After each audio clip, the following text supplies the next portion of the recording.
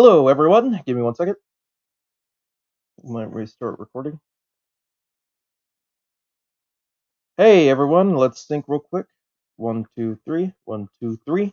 All right. So I just recorded a 40-minute long video, which I will definitely be uploading as well because I spent quite a while trying to record. But because that video had such low audio quality, I thought that I would try to justify that by making this much shorter video and kind of explaining my mindset. That was more of the creation of this list. Now I'll be going through it and kind of a little bit of a short snippet of every single operator. Now, kind of a quick disclaimer before I start. This only includes operators up to Operation Burnt Horizon, and does not include operators from uh, Phantom Sight and Ember Rise. But I will be talking about those operators now. For another disclaimer, I have not played very much Ember Rise. It's not, as of me recording it, it is not fully public yet. It's only on the test servers. But excuse me. But I'll quickly talk about them as much as I know. Now, you can clearly see all of this with your eyes. So I'll talk about the four that you cannot see with your eyes. That would be Nook, which I would put right here at I Know How to Lean. Warden, which I would put at It's Time to Ace and Clutch a lot. What was the other one? Goyo, which I would put at It's Time to Flank. And Amaru, which I would put at I Know All the... No, sorry. Goyo, which I would put at I Know All the Ops and most camp spots. And Amaru, which I would put at Is Time to Flank. Alright, so let me quickly go through and explain my logic and decision making for all of these operator, decisions. Recruit. It would literally be asinine for me to put recruit anywhere else other than left mouse's shoot. It is he has no gadget. Literally none. He has no special gadget. All he has is barbed wire and deployable shields and nitrocell, or if you're attacking, smoke grenades, hand grenades. He literally only has secondary gadgets. So 9 times out of 10, if you don't even deploy your secondary gadgets, it will not affect the game. There's not much that you need to know with Recruit. He is made for new players. He does not do anything special. He is specifically made for you to understand how to shoot and how to move. That's pretty much it.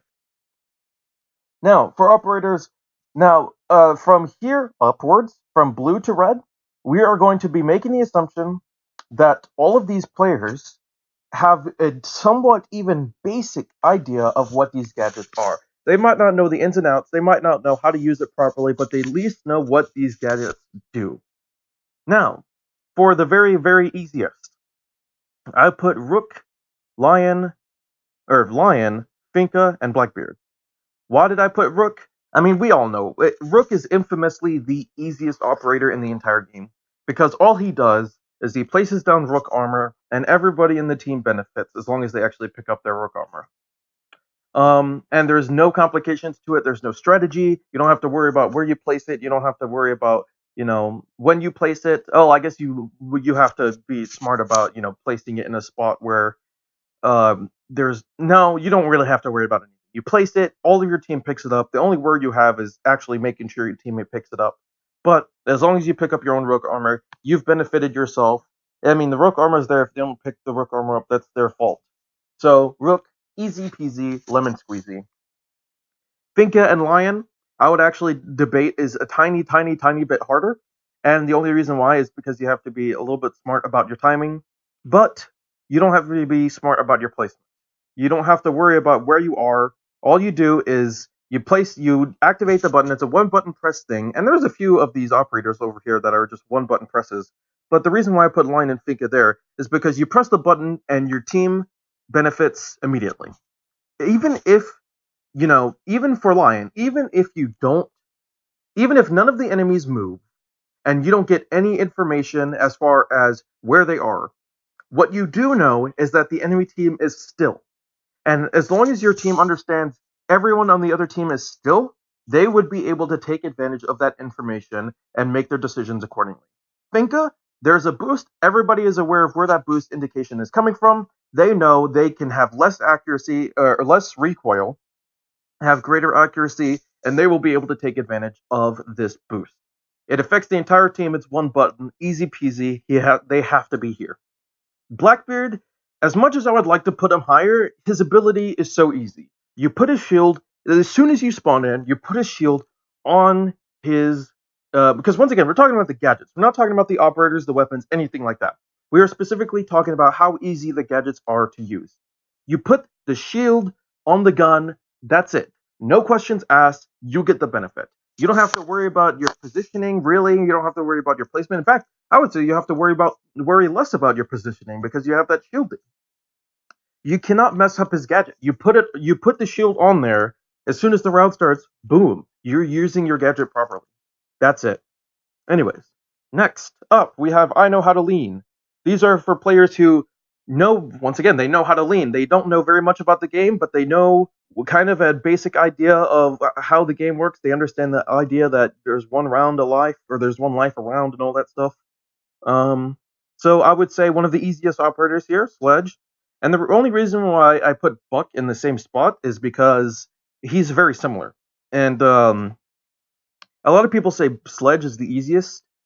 First off, I don't agree. I don't believe he is the very easiest.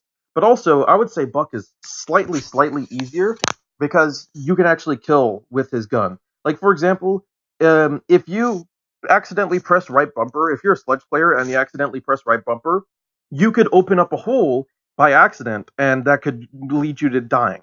Or you could try and, you could try to, well, like if you're in the middle of a gunfight and you accidentally press right bumper, you could swing your hammer and that could get you killed. For Buck, all you do is switch to gun mode. You don't pull out another weapon. It isn't a super long animation. You switch to shotgun mode and you can use that information to kill people, right? Or you can use that, not information. You can use it to kill people a lot easier than you can for Sledgehammer. So I think there's a little bit less risk with Buck. But they're both pretty much equally easy. Frost, Capcan, Legion, and Vigil, these operators, you don't have to have a basic understanding of where you put them at all. I mean, even for Frost Traps, you could debate Frost Traps are slightly harder than Capcan Traps, but even then, you could place Frost Traps in the most dumb spots ever, and they could still kill people. They're not very hard to understand at all. Frost Traps are just easy kills, especially if you're playing against new players who don't understand what Frost Traps are. They're just easy kills and or easy downs at least. And even if you don't take advantage of that information, like hey, someone's been down, I'm gonna go and kill them. They still leave an enemy at 20 health. So yeah, Frost super easy. Capcan same thing. You don't even have to worry about where you place them. Like in the broad, you put them in windows. Like because you're restricted on where you can place them. Because there's less strategy involved in how you actually use this gadget, it makes it even easier. You place them at windows and doorways, and that's it. Boom, end of story. Now, of course, to use him better, you could place him to cover yourself or to cover areas, but no, Capion's super easy. Legion, although I would consider Legion to be the hardest out of all of these bunches because you have to stay alive in order to get more Legion Goo Mines, just placing down 2 or 3 at the beginning of a round it's super useful. And they're invisible. You don't really have to worry about where you place them at all. You can place them in the middle of the room. You can place them in doorways. It doesn't matter where you place them. They will still likely provide benefits. Even people who are really new to the game and really dumb that don't understand what they're doing, they could still get benefit out of just pressing right bumper by accident. You know, Vigil. Vigil is super easy. I would say he's probably the second hardest out of all of these, because you have to kind of worry about your positioning. He's kind of like down here, but the only reason why I put him higher is because you have to worry about your positioning a little bit. If you're in the middle of the room and you're getting spotted, you might say, "Hey, I don't care if I'm getting spotted. I'm not going to use my ability yet." Or, if you're roaming because he's a pretty heavy roamer, you have to say, "Hey, I'm going to activate my ability now or not." And the thing is, he's not hard to learn because you could just say you could use you could literally see the "you've been spotted" thing and be like, "Boop, use my ability, boom, they don't know where I am anymore." So, he's not hard and he's super useful. He's really good for new players, but he's by no means the easiest out of all of these. Nook, who is invisible here that you can't see, I would put her in the exact same spot. and the only reason why is because she does pretty much the exact same thing as Vigil. And in fact, I would consider her to be even easier because she has the ability to silent step. Of course, it's not as effective as Kavera, but she has the ability to silent step. And because you're because you make less noise, and a lot of new players are probably not going to be sprinting as much. Like sprinting is definitely, you have to know like the map knowledge and know where you're kind of going. So not a lot of new players pretty much aren't going to sprint at all. So they'll have even more use out of the fact that you're quiet and not sprinting.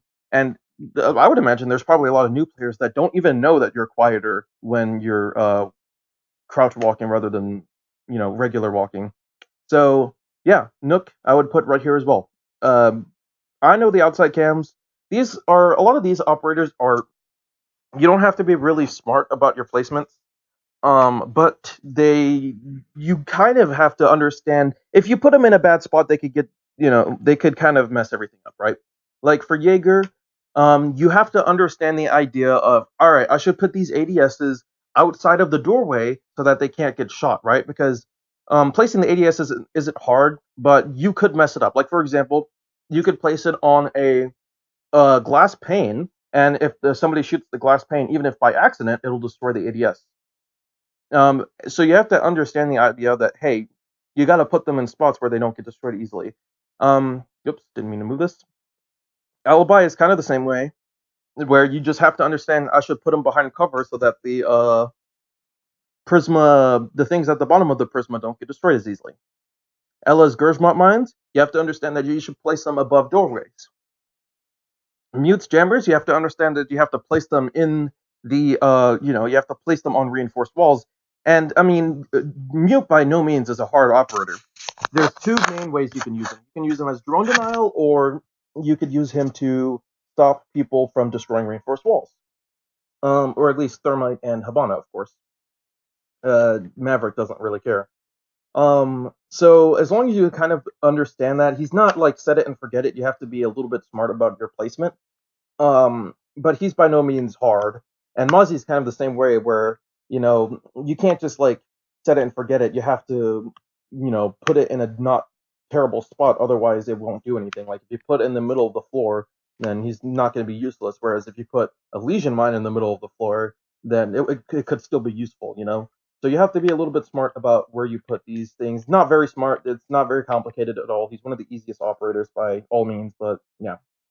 And I was debating on putting him at I know Hunalin, but I would say also there's going to be a lot of players who just go on their drone and don't move their drones and they don't put their drones in smart spots. They just kind of leave them there. So yeah, he's slightly harder. Maestro's Evil Eyes are very simple. You just place them on, as long as you place them, even if you don't use the laser shooting ability, just placing them on a not stupid spot automatically benefits the entire team.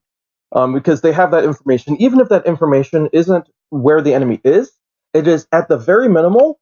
At the very minimum, they know where an enemy isn't. So I would say for Maestro, putting them in not dumb spots. The only kind of caveat to it is that if you put it in the objective room and Dokebi can hack it and steal it and get that information, but because you can't move them everywhere, they're in a fixed location and Dokebi can't move it, the odds of them actually gaining a lot of very useful information are a lot lower. So putting them in dumb spots isn't as relevant. Dokebi, she's not that hard. You call, of course it's not one button. You have to hold the button. But you call and boom, the entire enemy team knows whether or not there's an enemy near them. Of course, they could stand in a mute jammer or they could be echo, but you hold the button and your entire team benefits. It's a global effect and it's super easy. Why is she not super duper low? Well, it's because I imagine that there's going to be a lot of players who don't understand the idea that when you kill a player, you can hack their phones and get that info, and B, it's because even if you have that information, there's going to probably be a lot of players who run and try and hack the phones and die immediately. And they are not smart about using their smoke grenades to cover their effect or having teammates covering them. So yeah, not hard, but slightly harder than all of these players below. Echo, It's kind of the same. It's kind of the same thing as I said with Maestro, except I have an even stronger case with Echo. Is because Dokebi can't hack the Echo drones and get that information. So you place it down, you set your Echo drone on the roof, and your entire team has information, whether that be useful or not. That's information, and plus using those Echo drones to stun people, even if they use it in a dumb way, it's not going to negatively affect the team as long as they don't stun their teammates. And to be fair, stunning your teammates is not a very easy thing to do. It's pretty hard. Thatcher EMP grenades. The reason why I say he's not super duper easy, like in the bottom three, is because you have to be, you have to understand what you're doing, right? You have to understand this is an EMP grenade, and when I throw it, it is going to disable effects. And a lot of the team, I would say the entire team, could depend on whether or not you do your job right, whether you win the round or not. You not throwing an EMP grenade could decide whether or not you lose or win a round a lot of the time. So that's why I would say he's slightly harder than, I know how to lane, I played COD and left mouse shoot. But he's by no means hard. Alright, so now we're getting into the yellow area. I know all the ops and most cam spots. These are the kind of operators where, or these are the kind, yeah, these are the kind of operators where you have to be pretty good. You know where you know what you're doing, but you're not good. Kaid and Bandit, I would say that they're similarly easy, and they're not very complicated by any means. You place down your electrified Bandit batteries in a wall and they cover it, right? The reason why I would say Kaid and Bandit are on the same level as Mute is because you can use those gadgets to a lot, and it's not just that you can use it. A lot of the team will actually depend on you using it properly, right? So if you put with Bandit tricking and Kaid tricking, right? And Kaid tricking is a lot harder because you have to be a lot more aware of your surroundings. But as far as Bandit tricking goes, it's not a very easy thing to do. I mean, it's not hard, but for new players, they're going to mess it up all the time. And because there's going to be players who are going to rely on you doing that properly, I would say he's a little bit more difficult than uh, Bandit or than Mute. The reason why I'd say Kaid is up here is because there's going to probably be a lot of players who don't understand, including Luke the Notable, who don't understand what Kaid does, and they're just going to throw it, and they're going to be like, hey, it does something, right? They don't understand it, right? You have to understand that they work like Bandit. For Bandit, it'll tell you when you can and can't use it. For Kaid, you can just throw it anywhere, and you'll just assume that it does something, right? And of course, like I said, for all of the ones above blue, we're going to assume that they have a basic understanding of what the gadget does, but they might not know that they have to put it in the right spot, right? Plus, once again, like I said, Kaid tricking is actually relatively difficult, so yeah. So, Ashe. Ashe is not hard. You shoot her things, but you have to be careful about your positioning. And I'm tempted. I like the idea of putting her lower, but the truth of the fact of the matter is, you can use her in the wrong way, and it can completely screw you over, right? So a lot of people are going to make the assumption that you're going to Ashe rush, and you might not, or you might just use her ability in a way that you're not supposed to use it, right? So yeah, I think this is relatively justified, but I totally am okay with putting her lower. Jackal and IQ. Jackal, you have to be, you have to first be aggressive and by getting in the map. You cannot wait in the spawn and do whatever. You have to get in the map and you have to know where the enemies can be or have been. You have to be putting yourself in a vulnerable position to actually use your ability. And even when you scan them, the new players might not understand that those scans don't last forever, so they might be going in, right? Because it does tell you, but a lot of new players would think, oh, I'm going to scan this guy forever. You scan them, and they're going to see the 4 ticks, and they're going to think, oh, I'm waiting for the 5th tick, or they're going to push thinking, oh, that ping is where that guy is, and then boom, they'll die. But I think the aforementioned reason is the reason why I say Jackal is up here.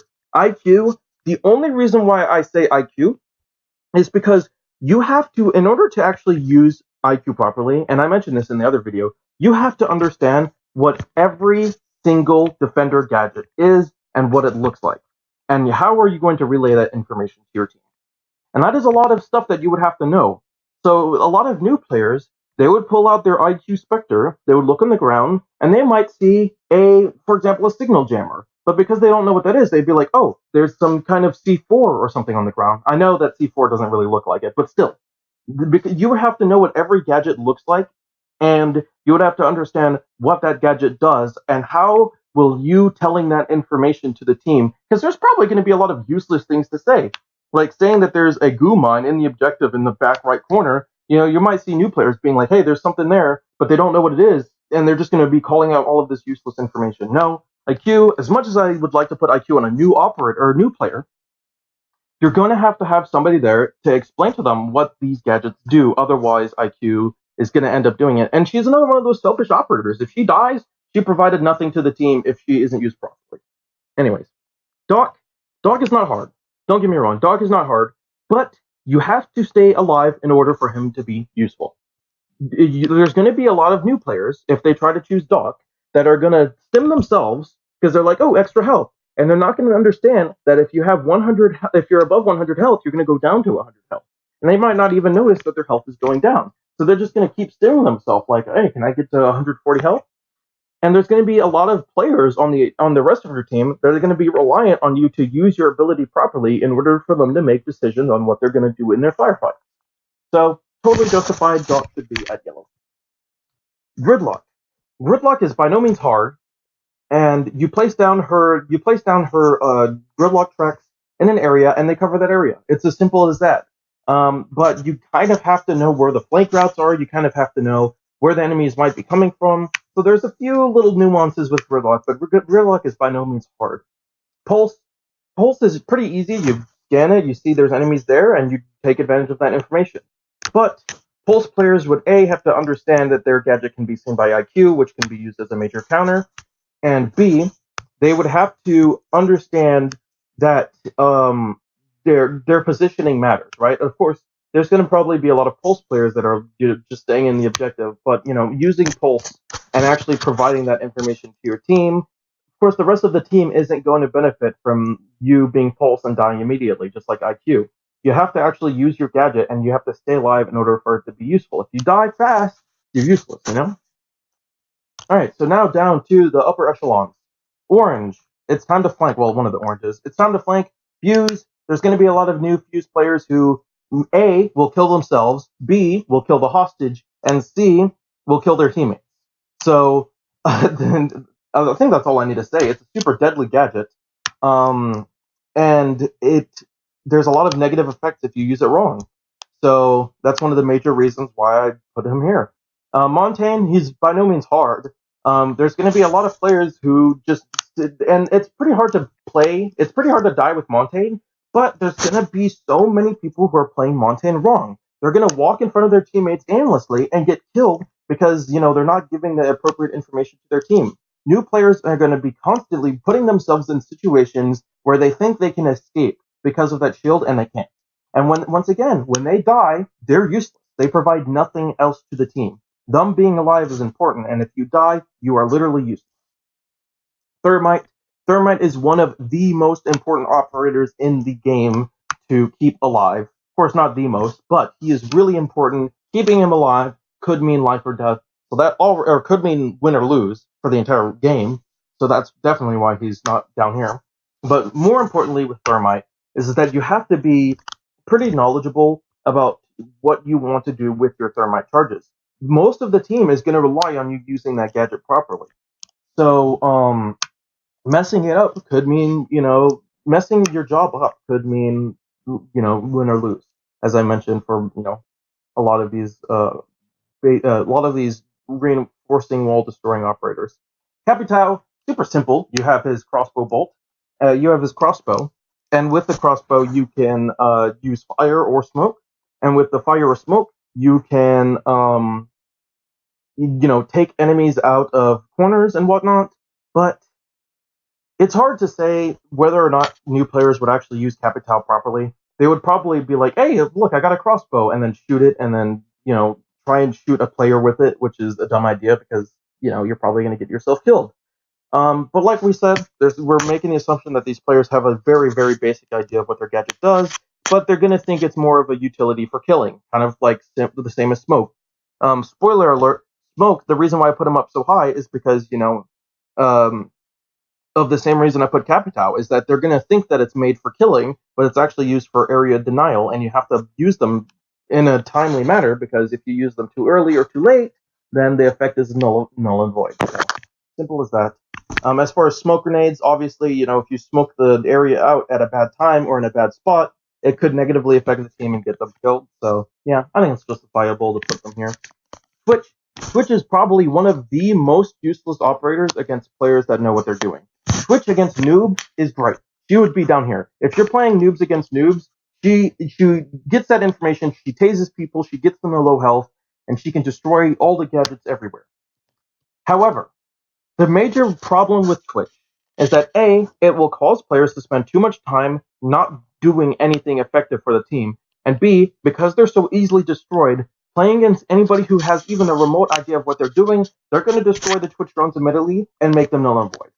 Anytime any operator, and you can, definitely attest to this if you play Siege, any single time a defender sees a Twitch drone, you will almost always hear a call up saying, hey, there's a Twitch drone. And that's for two reasons. A, they want to get the Twitch drone either destroyed or captured by Mozzie, and B, to alert the enemy team that there is a Twitch on the enemy team, or to alert their team that there is a Twitch on the enemy team. And once they know that there's a Twitch on the enemy team, and once they know that both of the Twitch drones are destroyed, which they most likely will be if you're a noob, they're going to use that. They're going to take that information and they're going to use it against you. They're going to do dumb things that they wouldn't do if they didn't have that Twitch drone. And they're going to be putting gadgets in spots that they wouldn't expect, including mirror windows and whatnot. So using Twitch properly is very difficult. So that's why I put it up there. And I already kind of talked about smoke. He has to stay alive in order for him to be useful. And not only that, for him to be very useful, you have to stay alive till the end of the round and use him as access denial into the objective site. And also, there's probably going to be a lot of smoke players that accidentally kill their teammates. Tachanka, it's debatable on how useful Tachanka is. You set it down and the entire team can use it. The reason why I put him up so high is because if you put your Tachanka turret in a dumb spot, then the enemy team can use it, and they could effectively use it against you. And doing that could put your entire team at a pretty heavy risk. So, and of course, that's not the reason why I put him up so high. The reason why I put him up so high is because there's probably going to be a lot of new players who put it in the middle of the room and don't know what they're doing, and they get killed immediately because it's in such a dumb spot. So, and in fact, it might not just be one person. Tachanka dies, then another person gets on the turret, and then they die, and they just keep getting on the turret and thinking they can kill everyone, and then they die. So once the enemy team knows where that Tachanka turret is, it's essentially null and void. The only use you're going to have with a Tachanka turret is surprising people or people who are really bad with accuracy. Ying, the reason why Ying is so high is because you have to be smart about your placement, your timing, and your execution. Unlike Fuse, you have to take advantage. You have to do something after you flash the enemies. With Fuse, you kill someone or you don't. You could weak them, whatever. But if you flash someone with Ying and you don't take advantage of it, then you basically did nothing with that ability. So you have to be really smart about what you do with Ying. Another thing, there's going to be a lot of players who don't understand that Ying can be used in the same way Fuse is. In fact, one of my good friends that I have known since Operation Skull Rain, I was placing the Ying Candela on a surface, and he was like, "What? You could do that?" He had no idea, and he's been playing the game for almost 2 years now, and he learned that in Operation Burnt Horizon that he could actually place them on surfaces, and that actually blew my mind that he didn't know that.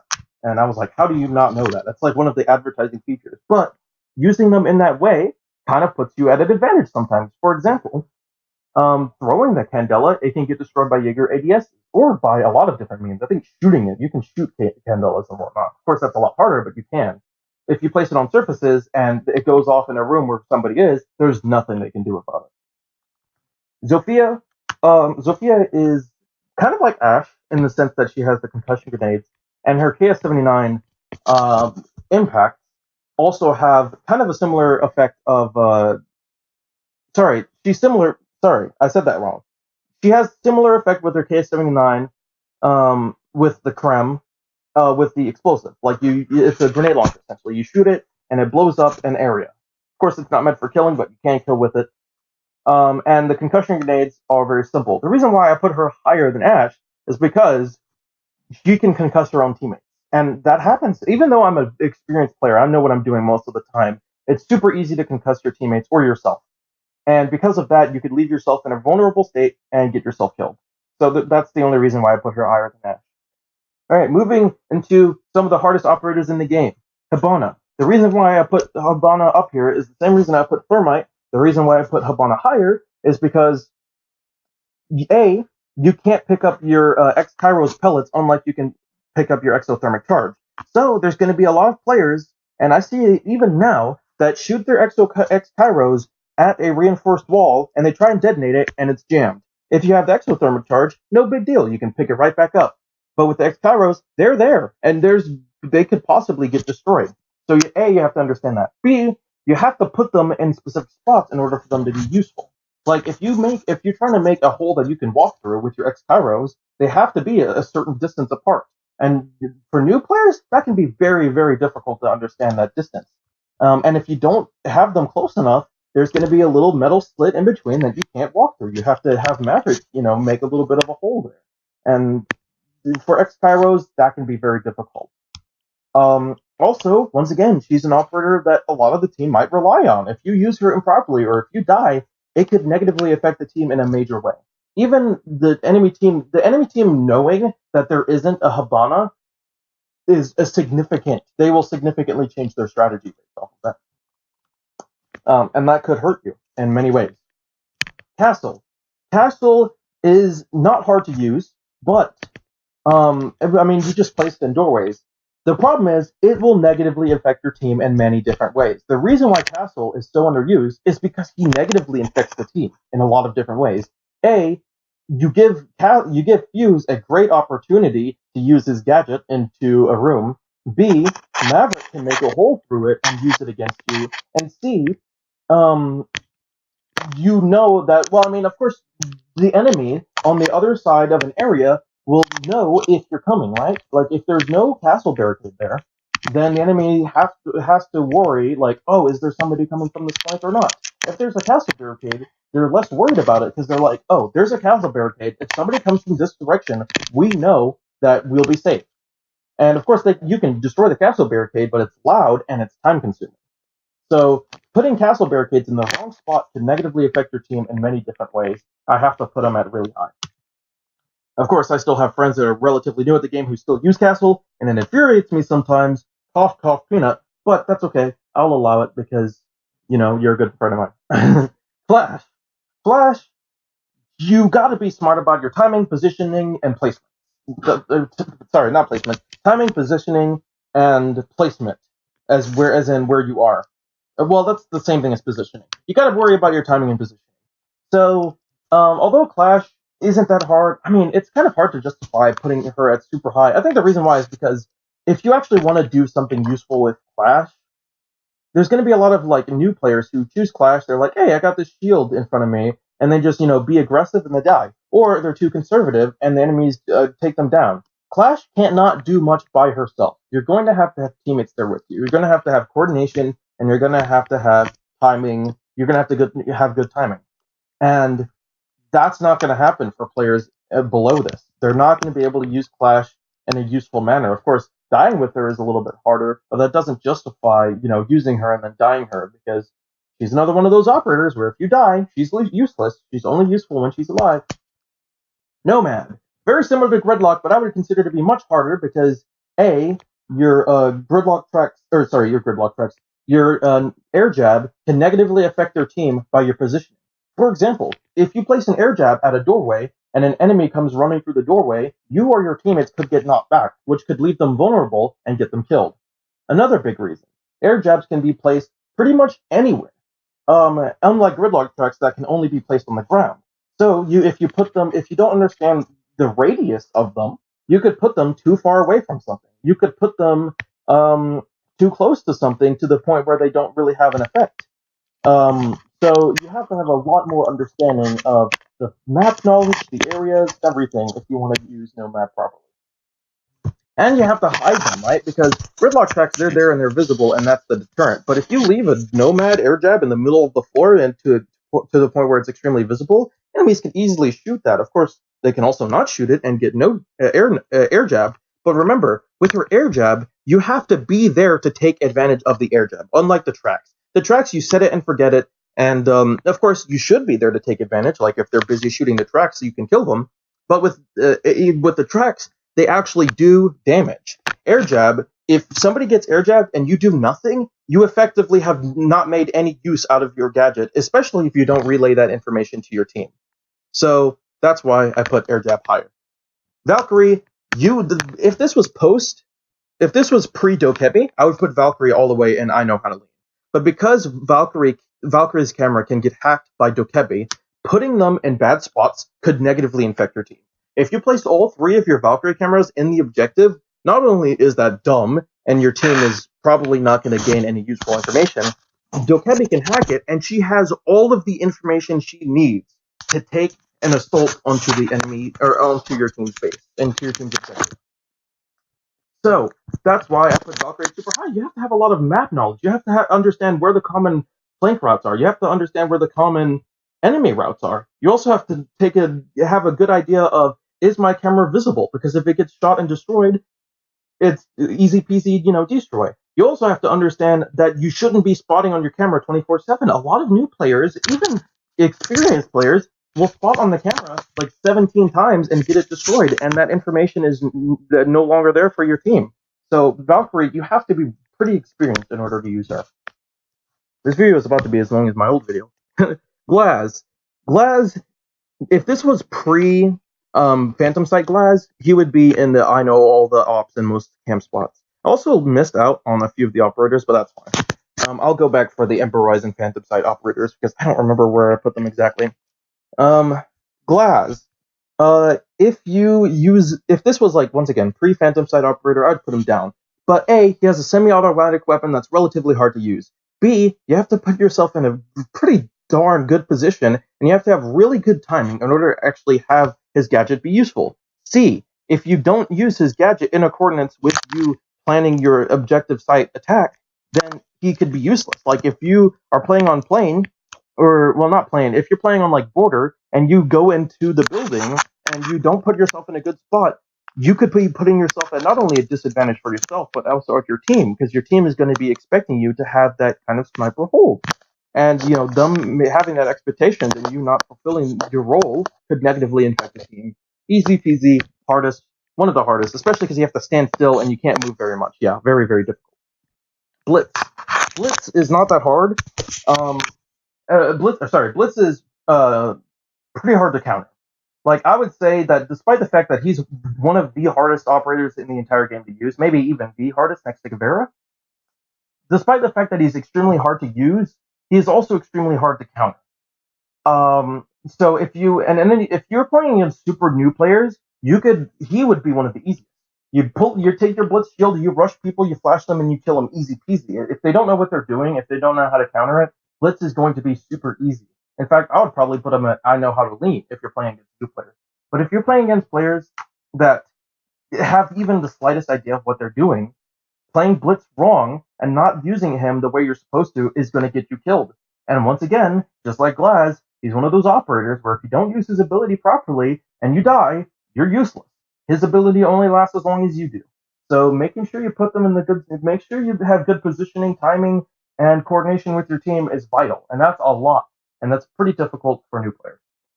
Maverick, although I like the idea of putting Maverick lower because all you do is torch a wall and that's it, right? The problem is the risk.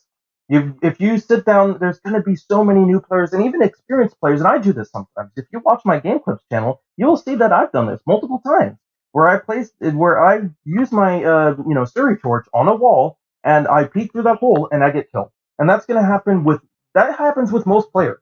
And once again, if you die, you're useless.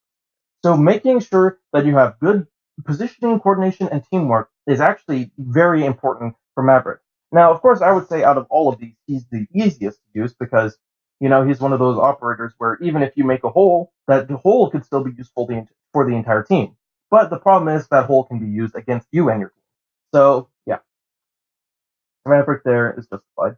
Caveira, her silent step, if we're talking about two different things here, right? If you're talking about Caveira's silent step, it would be probably at its time to flank because you would have to have pretty good knowledge of the map. You would have to understand where the enemies are coming from, and you have to be pretty good about your positioning and your timing.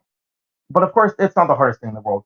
Interrogations, though, they have to be must be joystick because you have to have like spot on communication. You have to have teamwork and coordination to make sure that when you're doing this interrogation, you have a teammate there backing you up that you can get this kill. Of course, if you're playing against new players, this isn't an issue because there's going to be a lot of roamers who don't even understand what an interrogation is, and boom, you interrogated the entire enemy team and you revealed their location. Easy. But if you're playing against players who have even the slightest idea of what they're doing, the Caveira interrogations can backfire hard. Now, of course, if you down someone and you go for the interrogation, and even if you don't pull it off and you die, at least you down someone and you at least bring someone's health down. But still, you're leaving yourself at risk. You're leaving your team at risk if you mess it up. Not necessarily. Actually, no, that's not true. But once the enemy team knows that Caveira is dead, they will change their strategy. They will change their positioning. They will make sure they take advantage of the fact that the Caveira is no longer in the round, and that could ruin your team.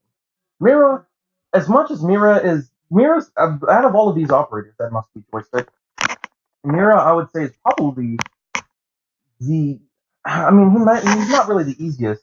She's not really the easiest, but the thing is that mirror windows aren't complicated. You place them at windows, or you place them at reinforced walls, and your team benefits. They get that information.